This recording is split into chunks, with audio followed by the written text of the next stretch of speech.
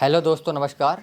आप सभी का कानून का रास्ता चैनल पर स्वागत है और हमारे साथ हैं श्री दयाशंकर वर्मा सर, जो मध्य प्रदेश पुलिस से सेवानिवृत्त हैं और वर्तमान में अपने भोपाल स्थित निवास से आपराधिक प्रकरणों से पीड़ित लोगों की सहायता के लिए कानूनी सलाहकार के रूप में सदैव तत्पर रहते हैं। तो आज की वीडियो में हम जानेंगे कि हमारे एक व्यूअर ने कमेंट करके पूछा है कि सर, मेरे ऊपर किसी ने धारा 354A लगा दी है, तो मुझे अब क्या करना चाहिए। सर, बहुत बहुत स्वागत है। दोस्तों, जिस सज्जन ने ये प्रश्न पूछा है, बड़ा सीधा सा सवाल है। 354 होता है किसी युवती महिला के साथ बुरी नीयत से छेड़छाड़ करना। जी। छेड़छाड़ करना एक बहुत गंभीर अपराध माना गया है। जी। पहले यह धारा जमानती थी और थाने में ही जमानत हो जाती थी। जी। जी। अब 2013 से जी। इसमें संशोधन हो गया है। अब ये अजमानती हो गया है। जी। जी। और इसमें कई कैटेगरी बांट दी गई है, ABCD। जी। तो जैसा 354 साधारण तौर से किसी महिला को कोई व्यक्ति छोड़ता है तो 1 साल की सज़ा। जी। जी। और उसको साहित्य दिखा के, जी। अश्लील बातें करके, जी। उसको प्रलोभन दे के जी। छेड़छाड़ करता है तो उसकी सज़ा 3 साल तक की होती है। जी। जी। किसी युवती को बुरी तरह से घूरना जी। या पीछा करना, जी। जी।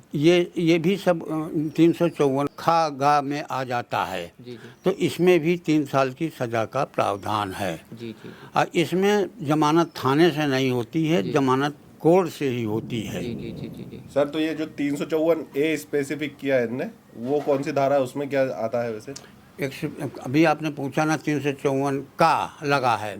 354 किसी युवती को बुरी नीयत से गंदा साहित्य दिखाकर बातें करना या उसको लुभाना, छेड़छाड़ करना, वो का की श्रेणी में आता है। इसकी सजा कम से कम 3 साल की निर्धारित की गई है। जी, तो जैसे ये व्यूवर्स ने पूछा है कि उन पर लगा दी गई है 354A, तो अभी उनका क्या प्रोसेस रहेगा कानूनी? जब लगा दी है तो उसी में चार्जशीट पेश होगी और चार्जशीट में उनको ट्रायल पेश होना पड़ेगा। लड़की यही बयान कोर्ट में देगी तो वो सही माना जाएगा, इनको 3 साल की सज़ा होगी। जी। जी। जी। और जुर्माना भी। जी। जी। जी। अगर कार्रवाई गलत पाई जाती है, अगर दोष सिद्ध नहीं हो पाया, फिर क्या होगा दादा? आरोपी उसकी सर्टिफाइड कॉपी लेके अपने वकील के माध्यम से मानहानि का मामला चला सकता है। जी। जी। जी। तो उन्हें क्या फ़ायदा होगा फिर मानहानि पे? ये कोर्ट निर्धारित करेगा। फायदा नुकसान तो कोर्ट का नहीं। तो झूठा फरियादी आरोपी है जिन्होंने इस पे केस लगाया, उनको 182 दोषी की कार्रवाई कर सकते हैं। जी सर, बहुत बहुत धन्यवाद।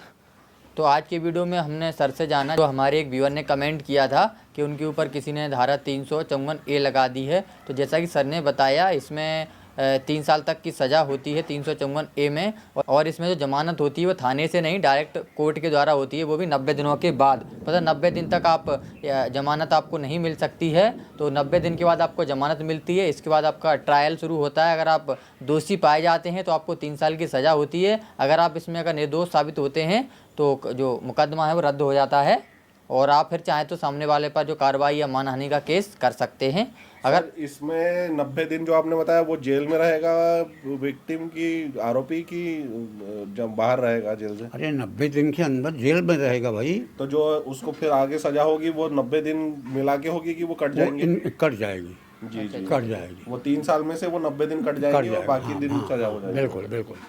और अब भी आप लोगों का कोई सवाल छूट रहा हो तो आप कमेंट बॉक्स में पूछ सकते हैं। और आपने अभी तक अगर चैनल को सब्सक्राइब नहीं किया है तो चैनल को सब्सक्राइब जरूर करें।